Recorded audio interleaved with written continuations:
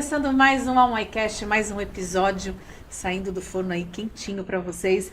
E deixa eu já falar, porque eu sou Cris Carvalho, jornalista, e não esquece, já ativa lá o sininho para você ficar sabendo quando tiver novos episódios. E hoje a gente vai estar falando de um assunto que preocupa muito, principalmente as famílias atípicas e também os cuidadores, que é a seletividade alimentar. E hoje as minhas convidadas aqui que vão participar, ela que é a diretora lá do Instituto Almai, Poliana. Obrigada, Cris. E hoje eu estou aqui com essas duas experts, então eu vim aqui para aprender. Opa, tá todo mundo aqui aprendendo, viu? Eu aprendo todos os episódios também. A Lívia Casagrande, que é terapeuta ocupacional lá do Instituto Almai. Seja bem-vinda mais uma vez. E também ela que é nutricionista, especialista em seletividade alimentar. Acho que é minha parente, Bárbara de Carvalho Ferreira, também sou Carvalho. Será que a gente é parente? Bárbara, seja bem-vinda. Obrigada pelo convite, é um prazer participar. Bom, eu falei aqui no início que é um assunto que preocupa muito, né, os pais, as mães, as famílias atípicas, que atinge muitas pessoas, né, com o espectro autista. Mas afinal, o que vem a ser essa seletividade alimentar? Então, Cris, a seletividade é uma condição mesmo que vem das crianças ou com um transtorno do neurodesenvolvimento, né, ou do autismo, e não só a partir da alimentação desde cedo, mas assim, ela pode ter alguma intolerância, como a gente já veio a falar há um tempo atrás. Também vem da condição de rotina da criança com os pais, então às vezes os pais não têm o tempo ou não tem alguém responsável por ficar com a criança para introduzir os alimentos, para fazer a introdução que é normal desde os 2 anos, né? E então acaba que desenvolve mesmo por conta da sensibilidade, por conta da parte motora dessa criança que não é tão bem desenvolvida, e por isso que a gente tem os tratamentos, né, com o ABA e outras terapias, até a terapia alimentar. Então vem muito de toda a questão, o envolto que a criança está, né? Não só da parte gastrointestinal, por exemplo, ou de uma intolerância, ou de algum alimento que ela já está acostumada ou não. Então, deixa só para quem está em casa, assim, para poder entender. Então, vamos supor que uma pessoa que a mãe chega e fala assim: ai, meu filho não pode comer nada que tenha glúten. Isso é uma seletividade? Não, é só a condição daquela criança, ou da adulta, adolescente, enfim, né? Mas não é uma seletividade, ela só tem aquela condição, mas muitas vezes ela consegue comer de tudo. Ela não tem a sensibilidade, né, ou essa função. Então, para deixar claro, aquelas pessoas que têm intolerância à lactose, intolerância a glúten, não tem nada a ver com seletividade. Não. Nossa, é uma restrição. Isso. Não significa a seletividade, ela abrange muito mais, né? A seletividade é a questão que a criança não vai comer quase nada. Ela vai comer um determinado alimento só em todos os âmbitos da vida dela. Então, ela vai comer ou só aquela cor, ou só aquela textura, né? Ou só aquele tipo de alimento, ou de repente as crianças que só ficam no leite materno, no peito. Então, ali sim a gente pode considerar uma seletividade alimentar. Agora, se de repente é uma criança que a mãe chega pra gente e diz assim: olha, ele é seletivo alimentar. Ah, tá. O que você come, né? A primeira pergunta é: o que ele come? Nossa, em casa ele só come a carne vermelha. Tá, mas qual é o tipo de alimento que vocês comem na sua casa? A gente só come carne vermelha. Então por aí você começa a ver, ou de repente a mãe diz e fala assim: não, em casa a gente come todos os tipos de alimentos, só que para ele eu só posso fazer a linguiça na air fry da marca tal, porque se eu fizer de outra marca ele não vai comer. Aí a gente começa a investigar assim um problema de seletividade alimentar. E o que ocasiona? Vamos pegar um exemplo, então, que nem você falou da linguiça, só de determinada marca. O que ocasiona? É o cheiro, é o paladar, é a textura, a cor? O que leva a essa seletividade? Como as crianças também têm a questão do hiperfoco, né? Então, eu acho que entra muito essa questão. Então, pode ser a embalagem, pode ser a cor, que ela tá acostumada a ter aquela... mais rígida mesmo, Isso, né? mais Então rígida. ela só quer aquela. Ou pode vir mais para um transtorno de processamento sensorial alimentar mesmo. Sim. Então a criança ela pode ter, ou ela percebe muito aquele alimento, né? Então, assim, aquele alimento para ela, o outro tipo é muito forte, então ela já acostumou com aquele tipo de alimento, aquela informação já esteve ali, O ela sabor, consegue a comer. textura. É. Uhum. Agora, se é uma criança que, por exemplo, ela percebe pouco, né? Então, assim, é uma criança, a gente já pegou crianças, né, dentro do instituto com a mãe. Eu tive uma criança que a mãe chegou para mim e falou: olha, faz 1 hora que ela tá com um pedaço de carne na boca. E aí a gente precisou tirar. O que foi isso? Isso me mostrou dentro do processamento sensorial, quando eu fiz toda a avaliação dela, que ela tem uma pobre percepção.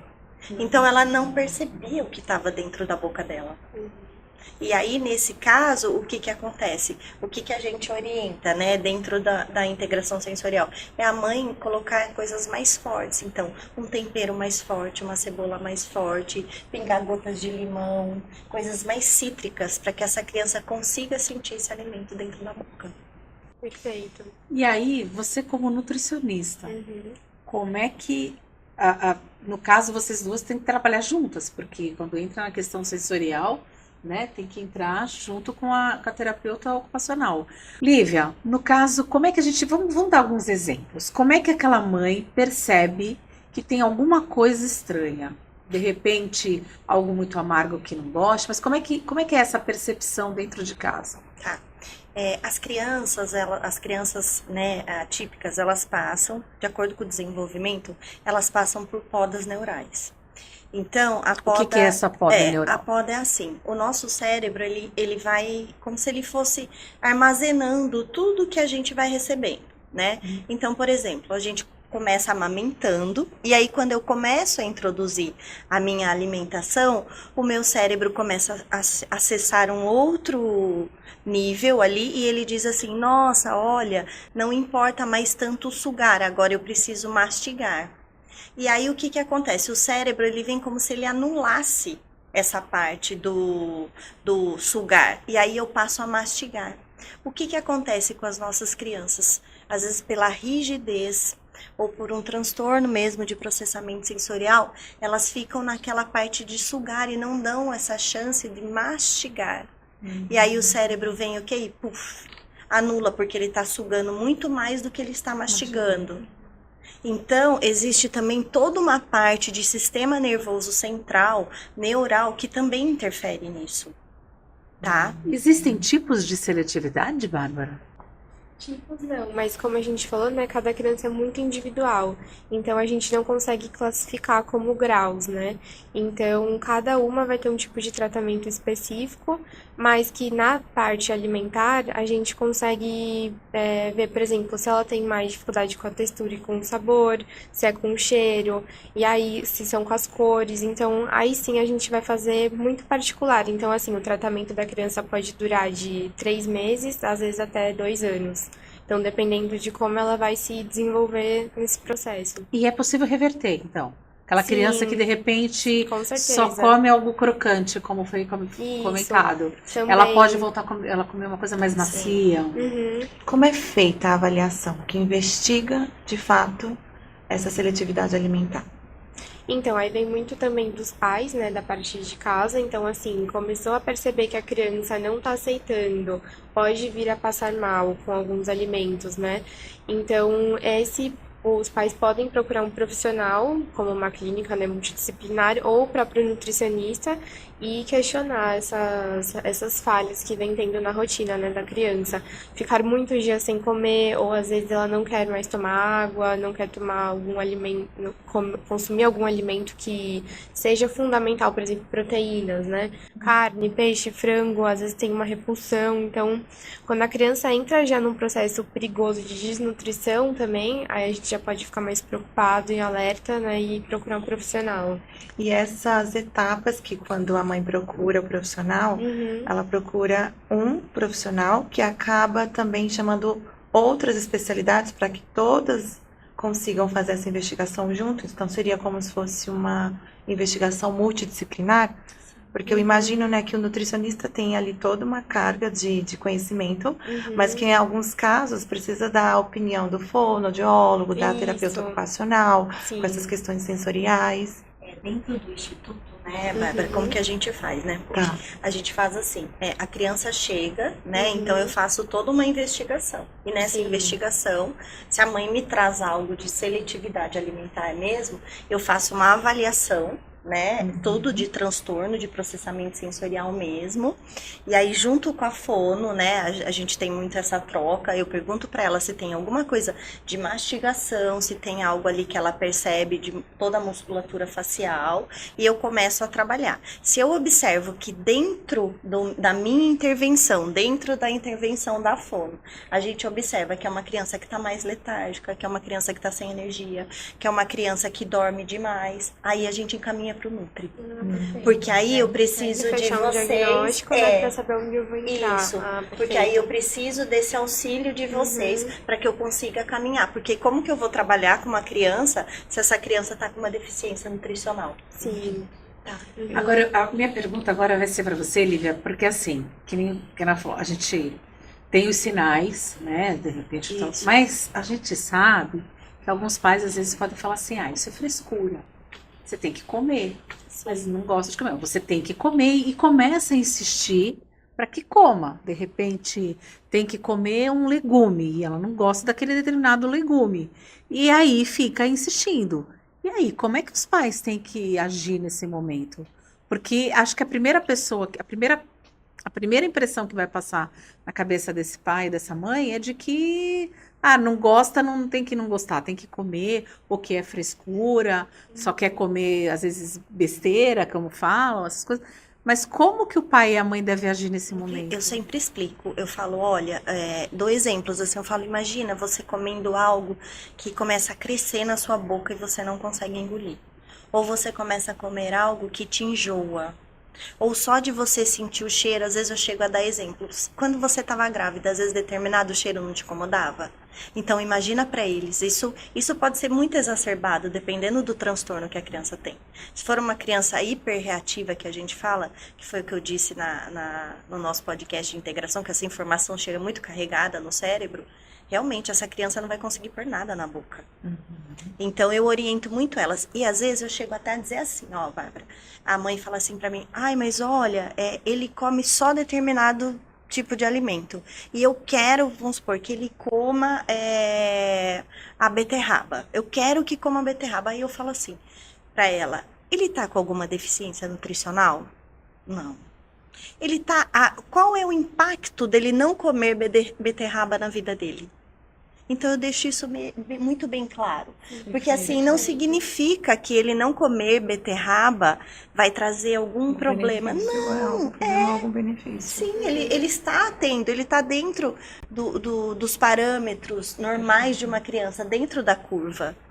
Entendeu? Então, por que eu vou ofertar algo tão sofrido para aquela criança? Porque é sofrido, sendo que eu estou caminhando. Pode ser que lá na frente, depois de 2 anos de terapia, ele experimente a beterraba.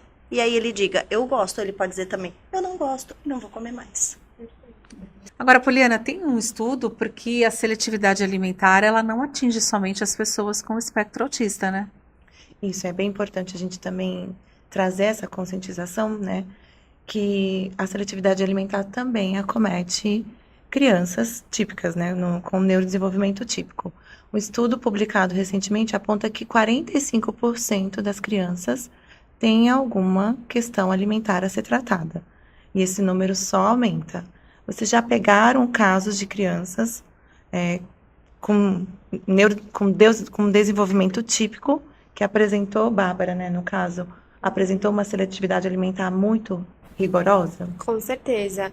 É o que a gente mais acaba vendo na prática clínica, assim, até crianças com obesidade, né, que hoje cresceu muito por conta da sociedade mesmo, da parte alimentar num todo.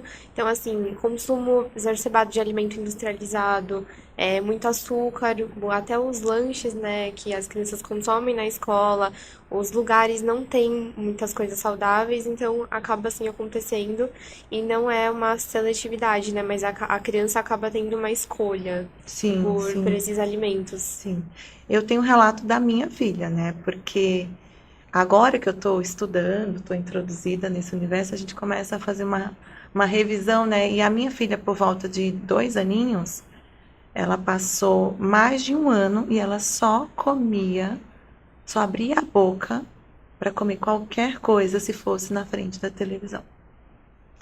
E hoje, olhando para isso, eu iria ficar, né, totalmente fora do meu... Mas a gente mãe, a gente vai encontrando recursos, né?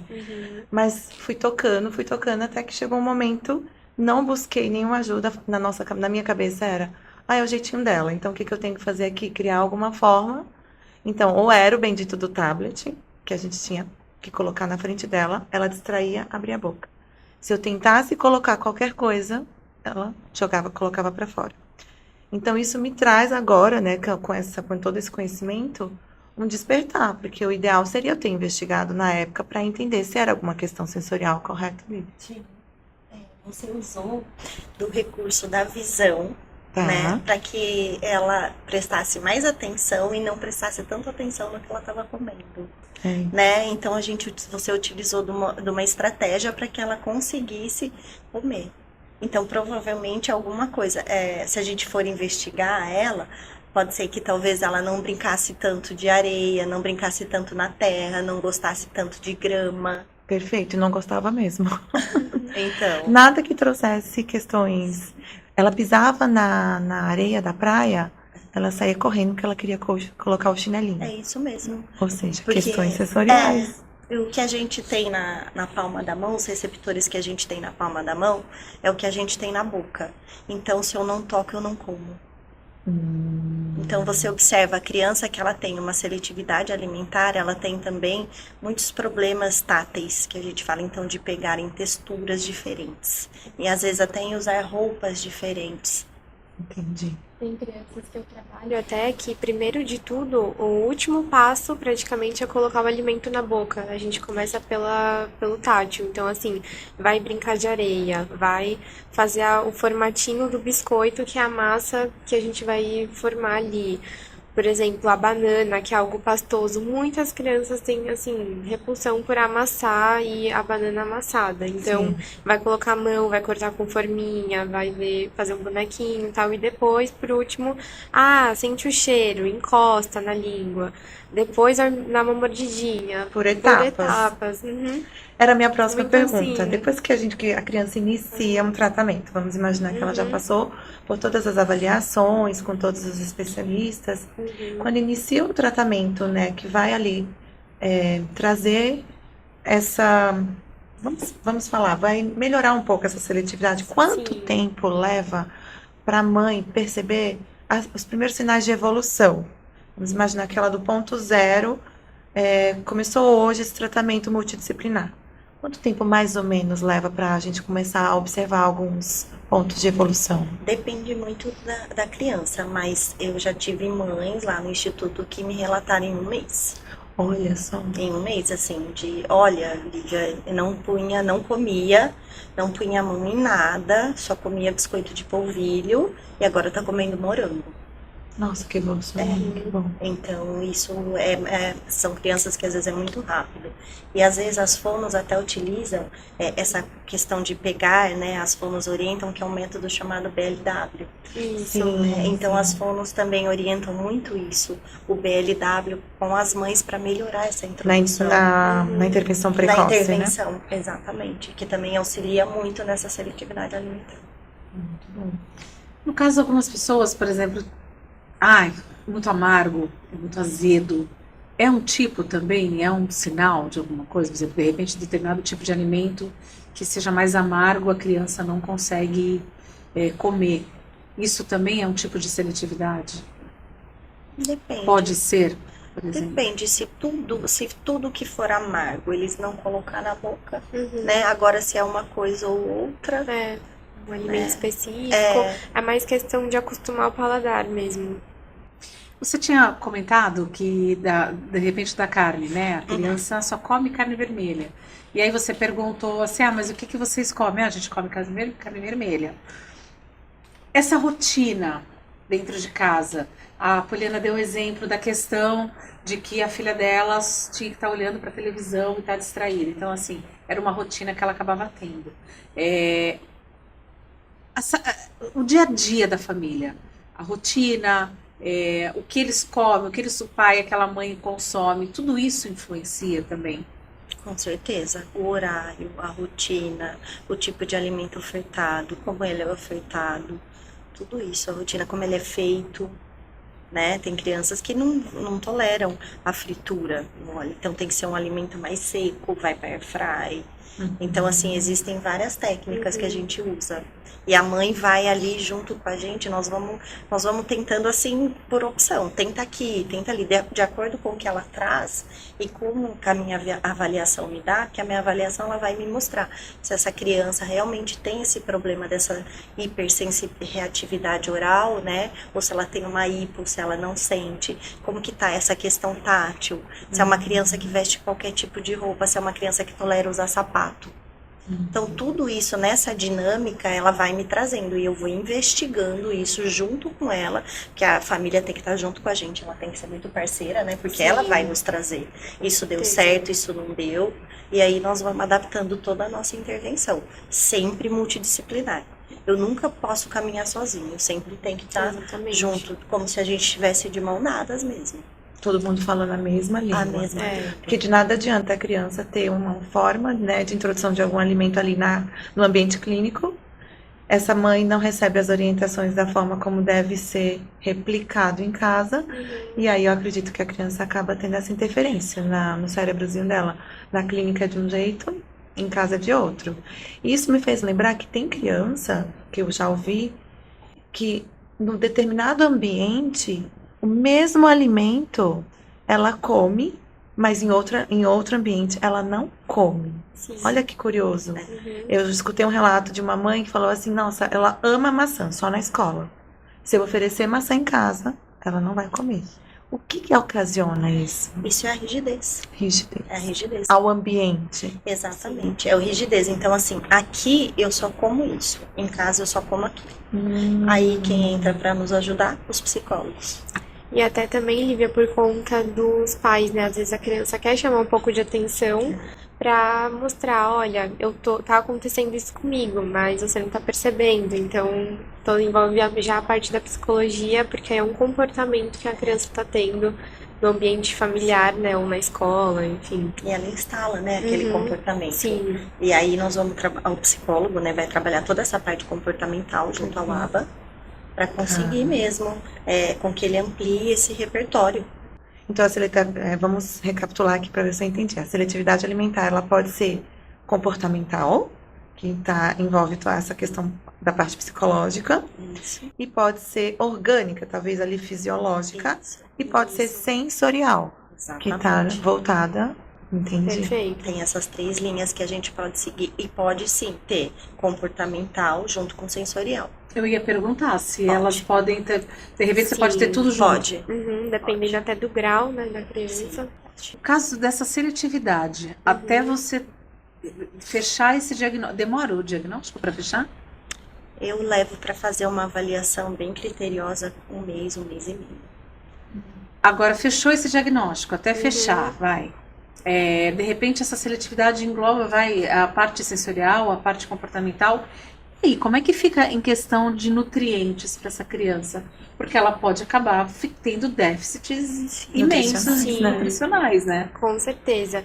Então, o que acaba acontecendo é que hoje tem muitas farmácias de manipulação que a gente acaba recorrendo, que fazem os suplementos com vários tipos de textura. Então, assim, tem em formato de gelatina, tem cápsula, que a maioria não tolera, tem em formato de chocolate hoje em dia, bisnaga, então como se fosse uma pasta de dente ou algo assim, só que com sabor. Então, a gente recorre a vários tipos, porque se a criança não aceita de tudo, né, ela precisa... assim, até tem o caso da endovenosa, que acaba sendo por soro, então vai colocar ali todos os nutrientes, se a gente vê que o exame tá com déficit, então pode ser também. Mas, como a gente tenta introduzir primeiro toda a parte pelos alimentos, por último essa do soro, acaba tendo a suplementação. Então, por exemplo, como a criança fica desnutrida muito rápida por conta de falta de proteína, né, que são os alimentos base, a gente pode introduzir o whey protein junto com uma banana, ou com abacate amassadinho, ou às vezes até uma vitamina, porque a criança às vezes prefere o canudinho. Então depende muito. E aí a gente recorre a alguns alimentos, né, alguns suplementos, para poder manter essa criança saudável até ela ir introduzindo aos poucos. E aí você falou da questão de que a família tem que ajudar muito, e é muito importante. Na verdade, em tudo que a gente falou aqui, a relação da família, o comportamento da família é extremamente importante. Mas a gente não pode esquecer que essa criança vai para a escola. De repente vai para casa do vovô, da vovó no final de semana, vai numa festinha de amigos.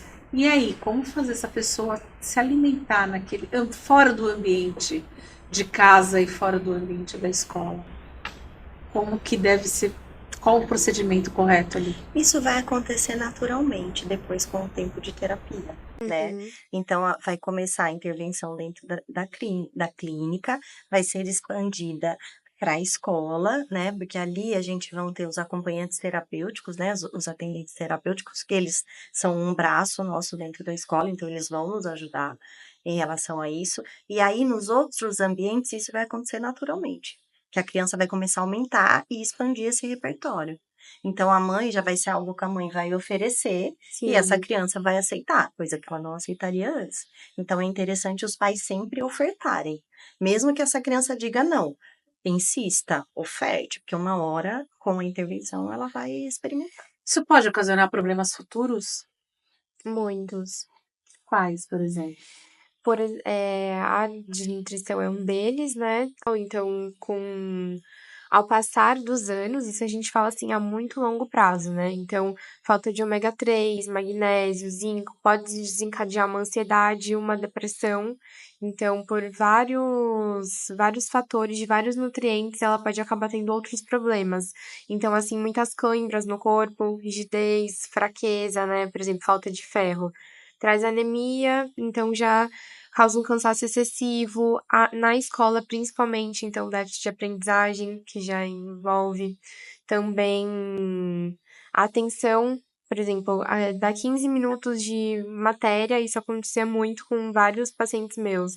15 minutos que o professor estava explicando algum assunto, a criança já dispersava. Então, entra também outras causas, né? Mas também uma parte de nutrientes, que a gente não percebe tanto, os pais não têm essa percepção. Eu ia falar isso também. Eu queria que vocês falassem um pouquinho dos relatos, porque deve ter história, né, Poliana? Tem histórias lá que as mães comentam, contam, porque é uma troca de experiência. Isso também acontece lá, né? Na verdade, esse tema, Cris, ele é um tema ainda muito pouco explorado, né? Então, elas têm muitas dúvidas. Muitas dúvidas. Elas sempre trazem questões de como lidar com determinadas situações.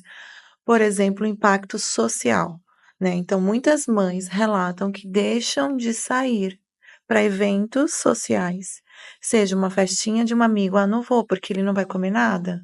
Então, eu vou me estressar porque eu sei que lá não vai ter opções para ele. Então, gera todo um estresse na família toda e essa família acaba ficando mais reclusa, né? Não socializa. E quanto mais vai ficando fechada naquele mundinho, pior também vai sendo tanto para a família quanto para a criança. Então, é um estresse global para todo mundo essa questão do transtorno alimentar, né? Tanto é que agora a gente iniciou com uma avaliação nova que se chama FLIC, que é o impacto dessa criança no contexto familiar. Então, agora o setor de terapia ocupacional vai começar a aplicar essas avaliações, que são as avaliações que acabaram de chegar, estão sendo ainda validadas, padrão ouro. Então, nós vamos começar a trabalhar com isso. Qual é o impacto dessa criança na família? Né, o que está acontecendo ali? E aí nós vamos começar a intervir nesses impactos, porque na próxima reavaliação minha, eu tenho que ter melhorado toda essa questão desse contexto familiar. Então, a gente já trabalha junto com essas famílias, né? Mas agora nós vamos avaliar o impacto mesmo dessa criança dentro do contexto familiar. E isso traz clareza para que você saiba ali onde Sim, intervir, aonde como intervir. Isso. Perfeito. É Muito uma bom. avaliação da terapia ocupacional, da integração sensorial. Muito bom. Existe alguma possibilidade, de repente é um sinal, às vezes, que pode passar como despercebido, como a Poliana comentou, que muita gente tem muita dúvida e é uma coisa pouco explorada ainda, né? Então, de repente, eu não tenho aquela troca e meu filho não quer saber de tomar suco, por exemplo, e de jeito nenhum suco de banana ou suco de, sei lá, de maçã, como a história da maçã, por exemplo. E passar despercebido e ficar com uma certa, é o jeito dele, é o jeito dela e tá tudo certo e vai ser assim. Existe alguma possibilidade de passar despercebido do pai e a mãe não investigar aquilo e aí sim isso lá na frente vai trazer um problema? Sim, de negligenciar, né? Esse pai pode negligenciar e às vezes dizer, por falta de informação, falar, ai, não, nossa, não, é frescura da criança, né? E vai deixando, e aí lá na frente vai causar um grande impacto social, porque e aí? Se você pensar num adolescente, ele vai sair, ele vai para uma festa, ou de repente ele começa a ter um relacionamento, e aí como que ele vai sair para jantar? Como que ele vai, né, numa festa social da família, da companheira? Tudo aquilo vai gerar um impacto importantíssimo na vida dele, que causa um transtorno de ansiedade. Quais são as principais dúvidas que as mães chegam lá e reclamam para você? Reclamam não, né? Elas acabam comentando com você as dúvidas. Quais são as principais? De seletividade alimentar? Isso. É muito isso. Meu filho não toma água. Eu tenho mães que digam, o meu filho não toma água, não sei o que que eu faço. Como eu tiro o meu filho do peito, isso é Sim, muito, a gente forte. tem muito, né? Já Como eu ouvi. tiro. O meu filho só come, eu tenho uma criança lá no instituto que ela só come coisas da cor amarela, só que ela come tudo, só que tem que ser amarelo. Né? E aí Nossa, que desafio, né? não é nada ligado Ao sabor, à uma textura. rigidez. É uma rigidez mesmo. Como que funciona essa questão de, por exemplo, o que esse vermelho pode transmitir para essa criança que ele só queira comer coisa amarela?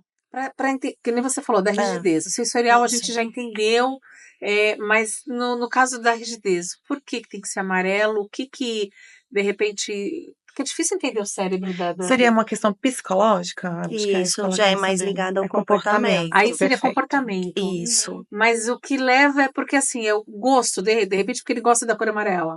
Tem vários fatores. E, assim, são tantas coisas que ainda a gente não consegue dizer por que que ele só gosta do amarelo. Não tem. E pode ser uma fase. É. Daqui a um tempo ele só vai querer comer o que for vermelho.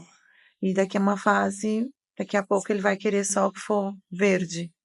Mas também pode ser o contrário, de repente ele come de tudo e não come nada amarelo, porque esse amarelo pode remeter a alguma coisa. Também seria psicológico. Sim.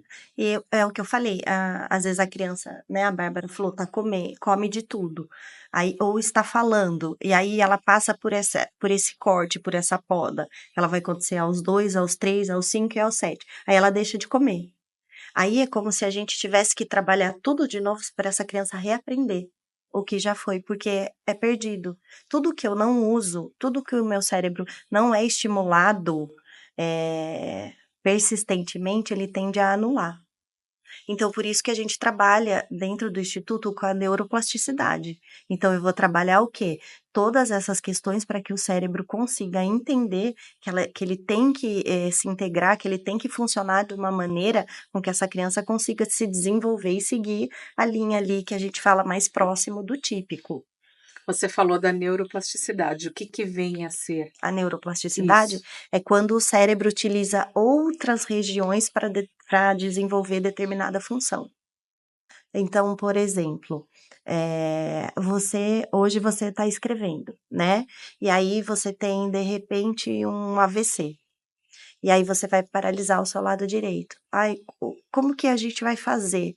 Né? Tá paralisado, teve um AVC, teve ali uma grande perda. Aí nós vamos começar a trabalhar com você toda uma questão de coordenação motora, toda uma questão de encéfalo, todo esse sistema seu, para que você volte ou tente voltar a escrever, a tentar a escrever. Então, a área afetada ali, ela não vai reverter, ela não vai conseguir, mas o cérebro vai usar outra área para tentar te ajudar a voltar a escrever. Entendeu? Então, é como se eu usasse outras áreas, como se o meu cérebro me desse outros coisas, outros Os recursos recursos. secundários para que eu consiga desenvolver aquela função.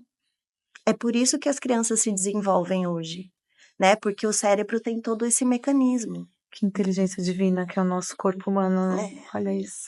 Como que ele se Agora, rearranja. é possível a criança vir normalmente, ela come de tudo, meu filho come de tudo, e com o passar do tempo, numa fase aí já, com seus 8 anos, 7, 8 anos, de repente começa a ter algum tipo de seletividade? É possível isso? Também, né? É. Porque é raro acontecer, muito raro, mas Geralmente às vezes já é pode ser até logo por um cedo. trauma, assim. Mas se acontecer algo na família, ou algo em casa, ou algum trauma mesmo psicológico, por exemplo, começou a querer emagrecer, se tornar adolescente. E aí ela começa a restringir todos os alimentos porque acha que vai emagrecer por uma parte estética, né? Então aí já envolve mais a parte psicológica. E aí, essa seletividade não tratada, Uhum. que a gente falou de adolescente, pode levar a alguns transtornos alimentares, distúrbios alimentares, como anorexia, bulimia, Sim. pode acabar levando a isso também. Com certeza. A maioria dos estudos, né, que é feito mostra que meninas com anorexia, que é mais do que os meninos, acontecia porque na infância não foi observado. Então, acontece a repúdio de alguns alimentos, ou acha que por conta da estética não vai poder comer aquilo, então consome só alimentos base, assim, para sobrevivência mesmo. Então, é muito grave. E aí leva para problemas psiquiátricos, né, no futuro. E todo esse tratamento, tudo isso é feito de forma sem medicamento, ou há necessidade de tomar medicamento para poder, no caso de alguns nutrientes, você falou que às vezes é necessário para suprir alguma coisa, mas assim, existe, meu filho vai ter que tomar remédio porque ele não quer comer, porque não, isso não existe isso no tratamento ABA, né? Uhum. Não existe, porque a gente utiliza, né, de outros recursos, né? Não existe nenhum remédio hoje que fale, eu vou te dar e vai... Terapia vai abrir a assim, ferida. o principal, né? É porque a gente acha muito, as pessoas falam muito, né? Uhum. Hoje tem medicamento para tudo.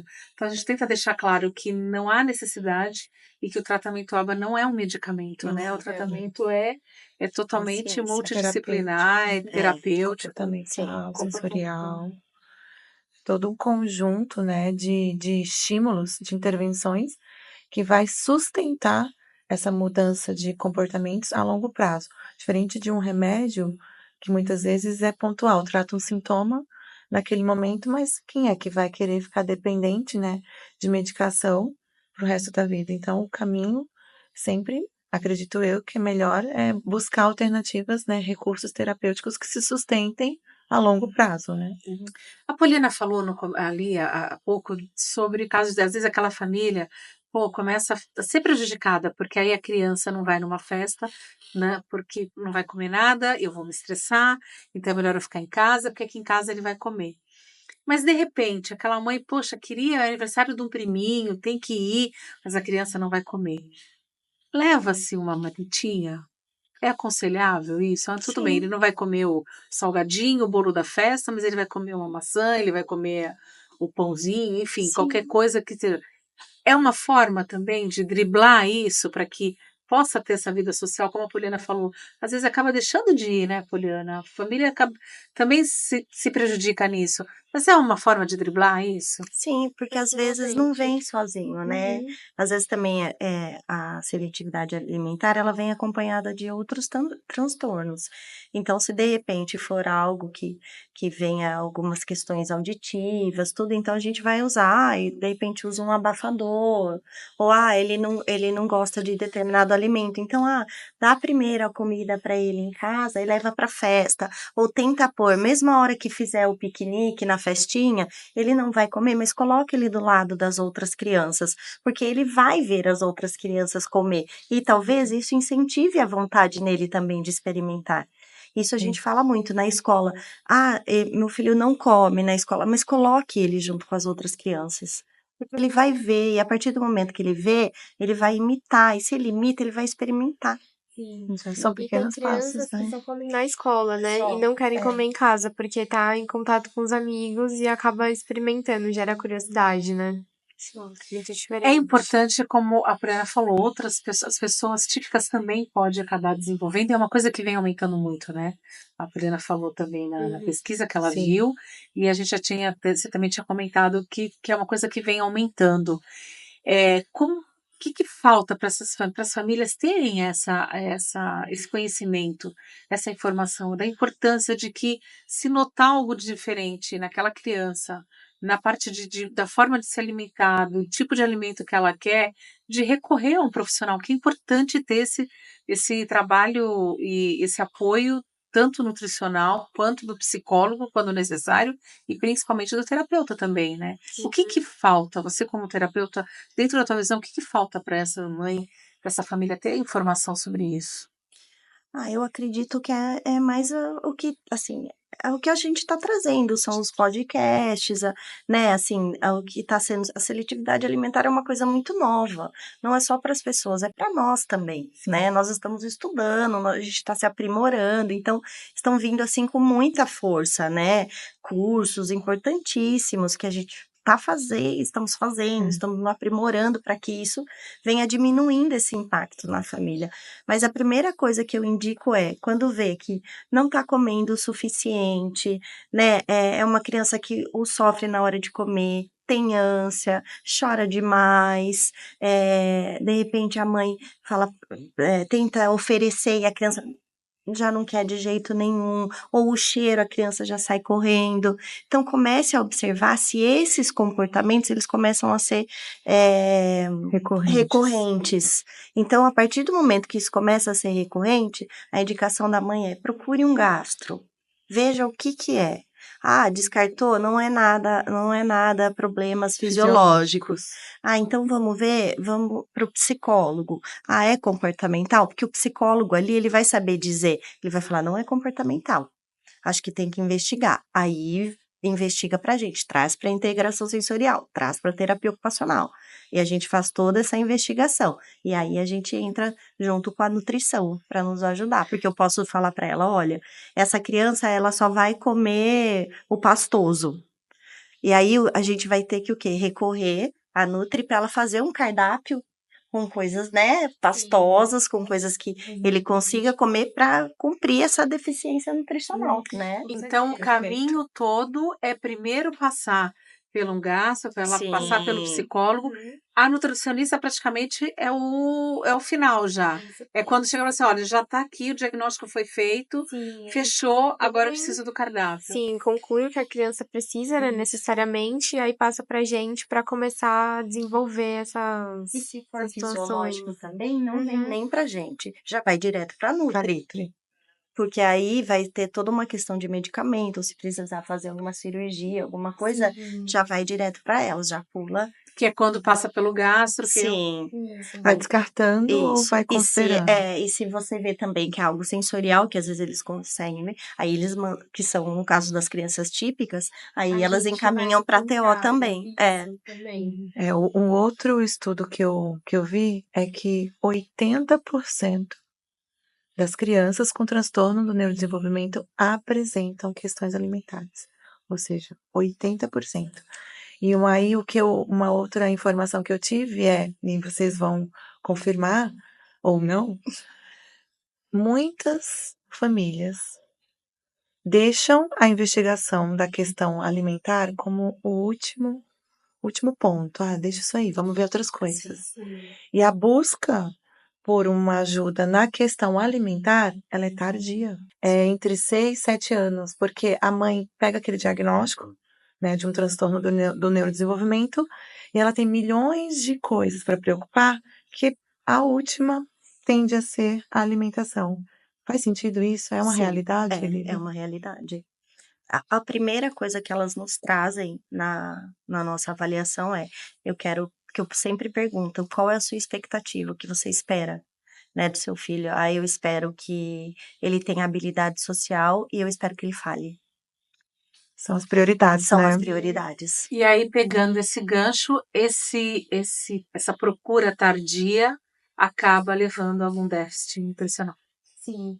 É até como a gente falou, né, não só o déficit nutricional, mas assim, outros problemas futuros. Então, até para a criança, né, o principal é o de aprendizagem. Então, assim, se ela desenvolve na terapia, mas não desenvolve na sala de aula, ela tem um crescimento um pouco dificultado. Às vezes vai atrasar algum ano da escola, não vai conseguir concluir, ou até na formação de um curso futuro, assim, faculdade, no caso, eu já vi casos de pacientes que não conseguem decidir qual área seguir porque não teve aquela formação, não teve uma coisa concreta de eu sou melhor em matemática, eu sou melhor em línguas, eu sou melhor na parte da ciência. Então não consegue porque ela só passou de ano, ela foi empurrada, não acabou passando por todas as etapas da aprendizagem, né? Compromete, né? Uhum. Durante os níveis. Gente, Sim. nosso papo tá muito bom, mas a gente tá chegando no final, né, Cone? Aprendi tanto, queria aprender Aprendeu mais. bastante? Já pode. Sempre tem mais coisas Tem aqui pra muita gente coisa para a gente perguntar. estar falando de seletividade, então a Muitas gente podia perguntas. Eu combinar acho uma que a gente vai próxima. fazer nesse tema o episódio 2, porque tem muita E aí dúvida surgem as ainda. dúvidas, né, também. Exatamente. Muitas, né? Muitas. Sim, Porque tem as ótimo. pessoas que mandam mensagens lá, né, para o futuro, que Sim, mandam as sim. perguntas. Então, é sempre muito bom a gente estar falando disso. E como foi a pesquisa que a Poliana falou, as pessoas que também são típicas também podem ter, né? E vem crescendo muito. E a questão de 80% das pessoas que têm algum tipo de transtorno no neurodesenvolvimento. Olha, eu vou começar com você aí, suas considerações finais, você se despede das nossas convidadas. Obrigada, Lívia, pela sua contribuição, foi muito importante. Obrigada, Bárbara, por estar aqui contribuindo bastante com seu conhecimento. Eu quero agradecer, né? Agradecer você, Cris, e todos vocês que estão aqui nos acompanhando em todos os episódios. Continuem aí, que a gente tem muita coisa boa para trazer para vocês, para cumprir essa missão, né? De trazer informação. Se eu tivesse tido essas informações quando a minha filha tinha 2 anos, com certeza eu teria tomado um outro rumo para investigar ali, não teria negligenciado. Então é muito importante. Eu vou deixar para você, então, fazer o pedido aí, falar para as pessoas ativarem o sininho para ficar sabendo dos nossos episódios, né? Ative o sininho, galera. Olha esse conteúdo. Vai lá, é lá embaixo, né? Isso. Ative os sininhos para vocês ficarem atualizados de todo o novo tema que a gente vai compartilhar aqui com vocês. Que tem muito assunto ainda pra gente aqui. Bárbara, muito obrigada. E queria que você deixasse também suas considerações finais. Muito obrigada pela participação, foi um prazer para mim. É o primeiro podcast que eu participo. Olha! E acho que a gente tem muito, assim, não só conteúdo, né, mas muitas experiências para trocar, principalmente com os pais, e fiquem atentos a toda essa informação, porque é algo muito importante. Então, assim, não são todos os lugares, né, que passam informações seguras e concretas, então acho que por aqui vocês vão ter uma boa base. Bárbara, você falou que é o primeiro podcast que você participa. Você é toda novinha, muito novinha, toda, né?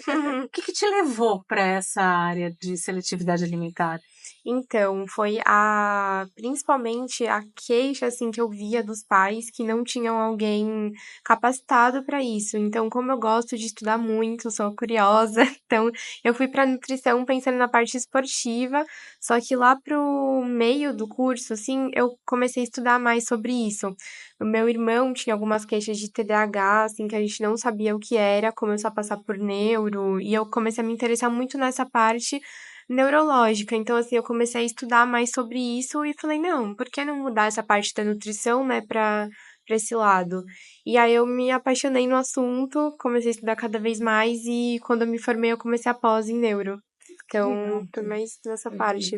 Que legal. Lívia, você já faz parte da casa, já é a segunda vez que você participa aqui com a gente. Também suas considerações finais. Eu quero agradecer, né, por estar aqui. É super importante levar esse conteúdo e eu vejo assim que as mães ficam muito interessadas, gostam, conversam com a gente, trocam e dizer assim que eu sou apaixonada pelo nosso trabalho, é uma honra fazer parte, né, do Instituto e da Família Almai. Então, assim, o que as mães precisarem, o que as pessoas precisarem, nós estamos à disposição. Podem contar com a gente. Tá certo, a gente só tem a agradecer também a Poliana por essa oportunidade, por estar fazendo com que eu aprenda também, né, com vocês e entre nesse mundo, esse universo azul, podemos dizer, né? Azul, Esse exatamente. universo todo azul. Tá vendo? Conteúdo, informação, você vai ter aqui com a gente, então não deixa de ativar o sininho. Eu fico por aqui, você que ficou com a gente, muito obrigada. Reveja se precisar e até o próximo episódio. Na semana que vem a gente volta com mais informação aqui do meu, do seu, do nosso Almaicast.